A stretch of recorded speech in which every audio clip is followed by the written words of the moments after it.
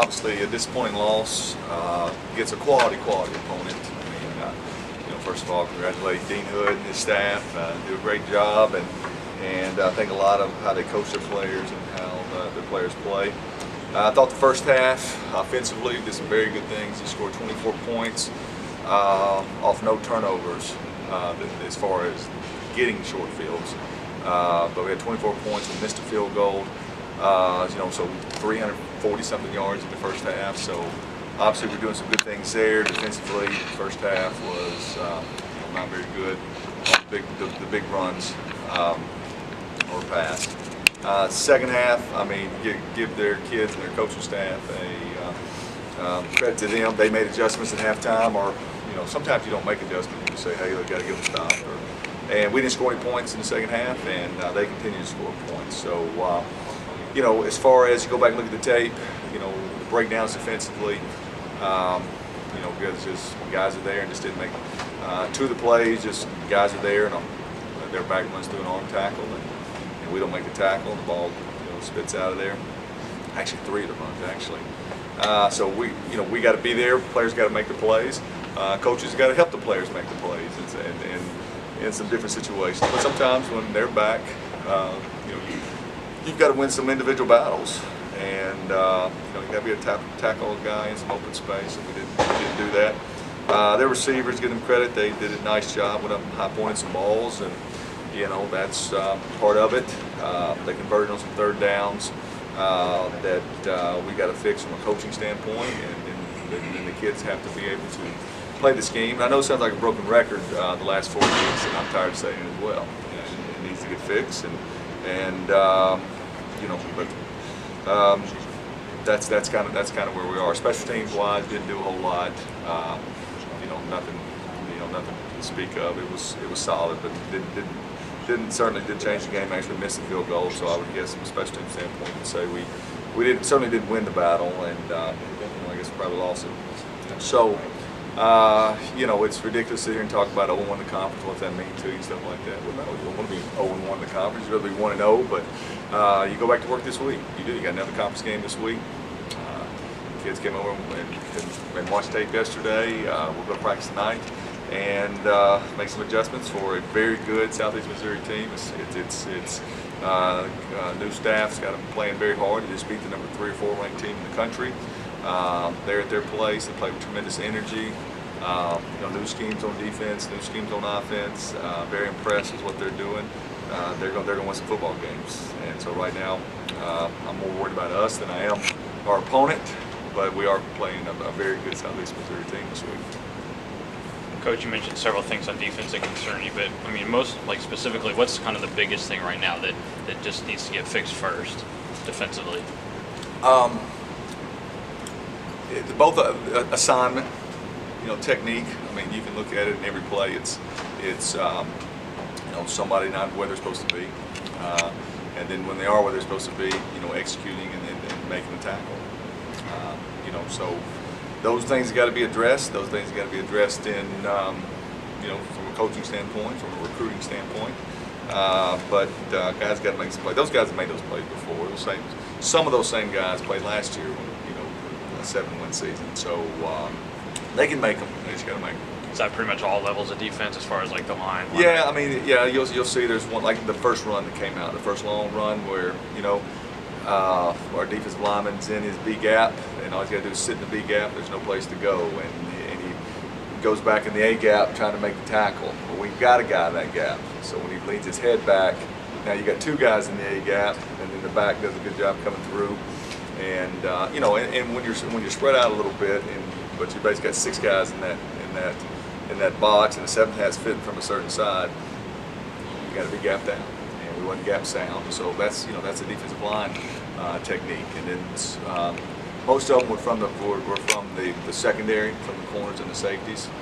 Now we play with 5 DBs on the field, so obviously there's more chance of them making mistakes than playing with only 3 linebackers, but. And it was some of the same guys, and we're going to have to make some personnel moves there, and can't keep making the same mistake, putting the same guys out there. Another guy's got to get a chance, and we'll have to do that this week. Will your practices this week be different than in the past few weeks? I'm on. we're going to change some things up a little bit. I thought we were, that 12 o'clock start, that hot, you know, no excuse for it or whatever, but had some guys cramp up. Right? I thought we practiced real hard. I was very pleased with our practice, you know, last week. You know, you don't want to just change and get out of a routine just for the sake of change, but you know, I've done this periodically throughout my career. Sometimes you need to change it up a little bit. I'm looking at maybe Thursday be our academic day, and then Friday be our that'd be your run through day on Friday in helmets, and you know, that I'm considering that this week and probably go that direction. Because normally you stay in the Monday night, Tuesday, Wednesday, Thursday, you know, Friday kind of meetings, walk through, and then you play on Saturday. All right, we may need to change it up a little bit. Thought, you know, both quarterbacks did some good things. I mean, you know, completed some balls, and you know, they competed well. Still, you know, you can pull out. I don't know who played the most plays right now in front of me, but you can pull out. There's still, it's not as clean. There were some comebacks to the field we should have taken advantage of, and I told them yesterday I'll take blame for that. I mean, I got to get them to that throw. They got to get themselves to that throw. That's in that particular coverage. That's where the ball should have been going several times. We didn't get it out there, and we still caught some balls in between the hashes, but the ball needed to go out there to the field receiver. So you left some first downs out there, which could have resulted in some points as well. But you know, it disappointing. But everybody's back yesterday, rolling. I mean, you know, there's other teams in the country right now that are 1-3 that are good football teams as well. You know, so I'll have to answer the question this week. I'm sure you know. That's why I went ahead and we reiterated before you even asked it. You know, what does that mean to your conference championship right now? I mean, there's nobody in the league that's worried about that right now. You know, I'm sure Tennessee Tech or whoever lost last week, you know, sitting there at #1. You go back and you just play. You just play, and the math will work itself out. You either be in it in a month or you'll be out of it. You know, Favre both took some hits. I know you've been concerned with the offensive line. How'd you assess this week's? Yeah, a couple of sacks. One was on a running back, missed a cut. All right. One was we got beat at the right tackle, and then one I thought Dylan had, you know, couldn't see his receiver, had to get out of the pocket a little bit, tried to make too much happen. Either take off and run or throw it away, but you know, can't zigzag around the field. Can't do that. So, you know, that gets the offensive line credited with a sack, but that's not a sack. You know, that's defense gets credit for a sack, but he's got to take care of them, you know, from that standpoint. Then there was one late, or redshirt freshman right tackle tripped over his own foot, and, you know, gave up one there. So, you know, our protection for the most part has been solid, and give EKU credit, they rushed the passer well. I mean, but I thought we protected well enough to win the game. So are you starting to get an idea if you might play some more there in the middle? Yeah, I think it was a good move by putting Matt Axline at the left guard, moving from center to guard. I think that solidified some things. He got hurt, took a shot in the back there on a personal foul, and hurt his rib, so he missed a lot of the game. And Tops did okay at center, you know, so that was good, and we kind of rotated at that right guard position. So 4 of the 5, I thought, are starting to come together. We're still, you know. There's 3 or 4 guys still rotating at that right guard spot. I thought the backs, you know, ran hard. I did. I thought a boo. You know, there's always room for improvement. Run through an arm tackle.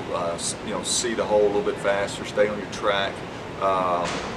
You know, and a boo would be the first one to tell you I had 88 yards, but you know, maybe I could have had 100 yards.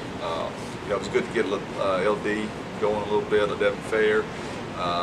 You know, he had some runs, made some plays. Najee caught some balls out of the backfield. I think 10 guys again, you know, caught a ball. Be nice to get Ronald Carswell back. We'll try to get him this week. Went to the doctor on Friday, check on his hamstring.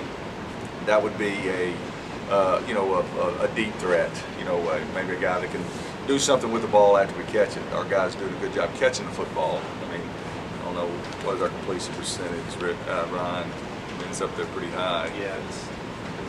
But there's not a whole lot of run after the catch. Okay, there's not a whole, you know, it's catch it for 17 yards and go down, which is nothing wrong with that. But obviously, when you throw it 17 yards down the field, right, protection and different things have to happen. You like to be able to throw the ball short, you know, do something with it. You know, we don't have those type of guys. We're taller and longer, but he could give us, you know, some of that. You know, looking at our third down conversions, we're 50% on third down for the year after 4 games. You know, but yet we're eighth. You know, but we're eighth. You know, defensively, it's hard to, you know, it's hard to overcome some of those things.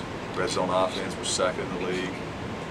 You know, the biggest tell though for us right now is you know, turnover margin, -11. That's atrocious. -11. You're last in, you know, you're last in the league after 4 games. I mean, that's not even. I mean, that's almost like a misprint. Time of possession doesn't mean a whole lot. You're sitting here 33 minutes. Penalties, you're kind of in the middle. Sacks by. What do we have here? We've got 6 total. Okay, but Tennessee State's got 18. East Kentucky's got 12.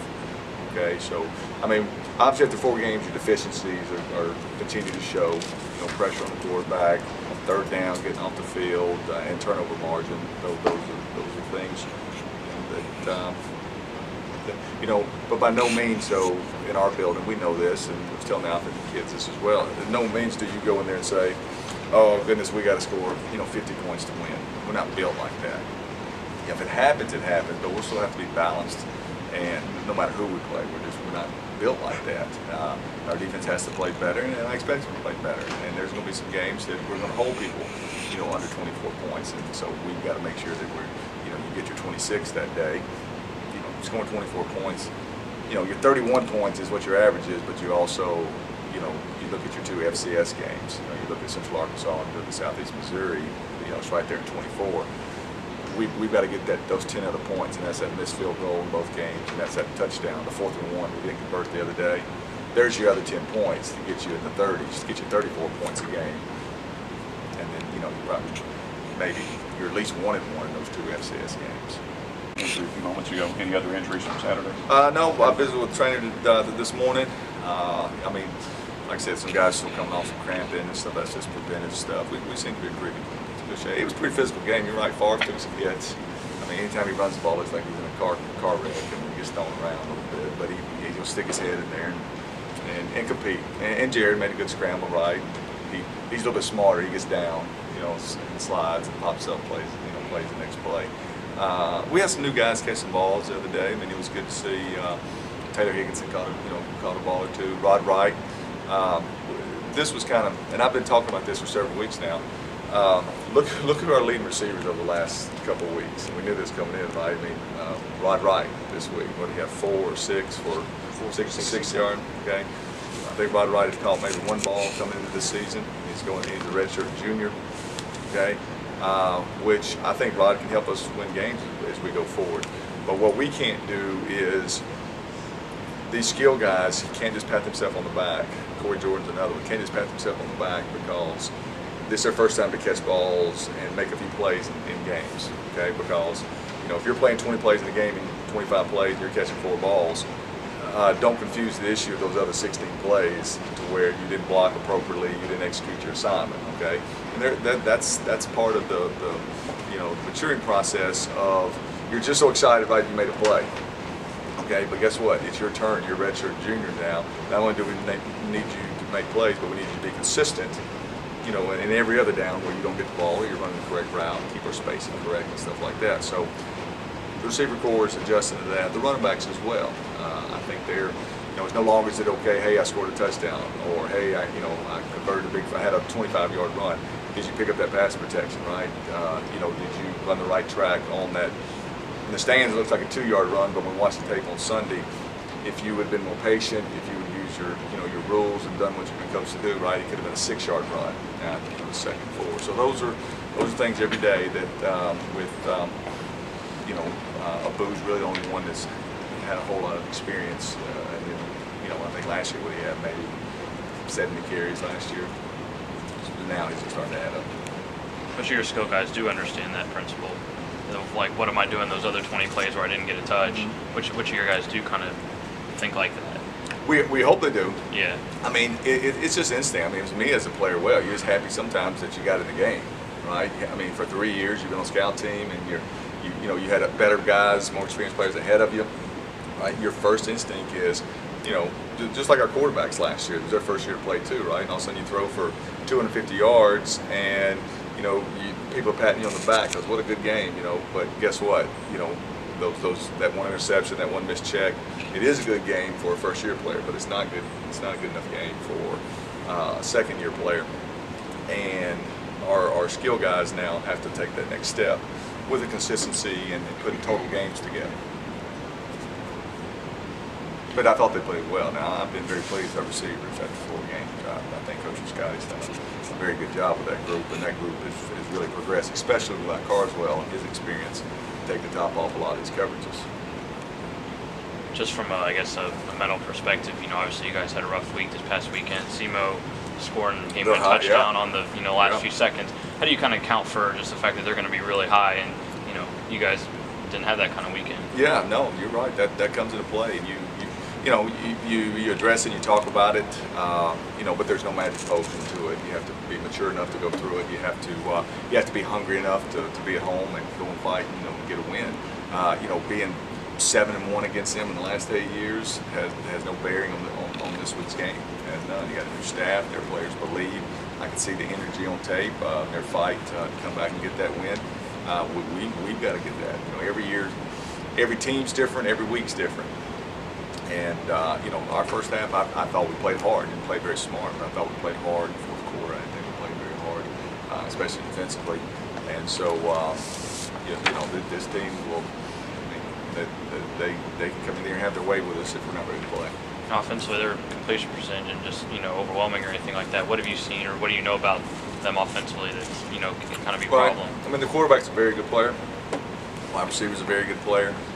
We've seen the quarterback for the last couple of years. Boy, he's a competitor. He's tough. He can throw the ball. He can run the ball. I mean, he makes it everything go. I've studied a lot more of their defense, the last 48 hours than I have their offense. But he's a guy, that wants the ball in his hand the last drive, and he got it this week, and he converted, and they got the big win. You scored 28 points against Kansas. FBS school, so that's impressive. No matter when it was in the game, it's still hard to score when you're playing 63 scholarships, 85 scholarships. So very impressive, as far as the final stats of that game. And then you beat, like you said, the number 3 or 4 ranked team in the country. This bad. I forget what the score was last year, Southeast Louisiana. I think it was a lot to a little. And so for them to show that much more improvement, with basically the same players with some new faces in there, credit to their staff and their players. Jason, SEMO's been a team that's been kind of down at the bottom of the standings the last few years, and to have them, see them compete against Kansas, beat Southeast Louisiana, is that just more of a cyclical thing, or do you see that as kind of another example of like the OVC's progression? I mean, how do you read that? I mean, I can't speak for Kansas or anything, but I can speak for they'd always been close. I mean, we beat Southeast Missouri last year, 17-7. Maybe 27-17 the year before. So it's never just been lopsided games. I mean, it's always been tough games, and you executed a play or two more. Kind of like us against EKU last week, right? You saw the first half, right? I mean, it was 2 good teams playing, and then whoever made the most mistakes, and then the game gets 2 scores difference, 2.5 scores difference. That's the way it had been with us in Southeast Missouri. So all of a sudden, a little different energy there from a head coaching standpoint. Players buy in a little bit more. Ball bounces your way. Like I said, not a whole lot different between any of us, on any given Saturday. It's not that far away, so they should bring a pretty good crowd with them to Saturday's game. Does that help elevate the atmosphere? I hope so. I mean, I'm sure just for the league standpoint, I hope they bring as many as they can. That'd be great. I hope when we go to any place, we can bring as many. It's hard. I mean, y'all see the statistic numbers, attendance numbers. I mean, it's difficult for anybody in the league. I don't know what. I didn't see what anybody else drew this week, but still, once again, I appreciate all the hard work our administration's done, and Trudy and Julio, and I mean everybody's been doing everything they can, and he's sitting over here, and I had said, he said, Jason, I'm sorry for the crowd. We're gonna keep working harder and harder and get more there, and I'm thinking, hey, more than there was last year, so I'm not down at all. I mean, that's just 50 more each week, right? We'll get it where we need to get it. And I know it won't be because of lack of effort. I know that much. Anything else? Anything else? Thanks, Coach. All right, guys. Appreciate it. Thank you. Jason.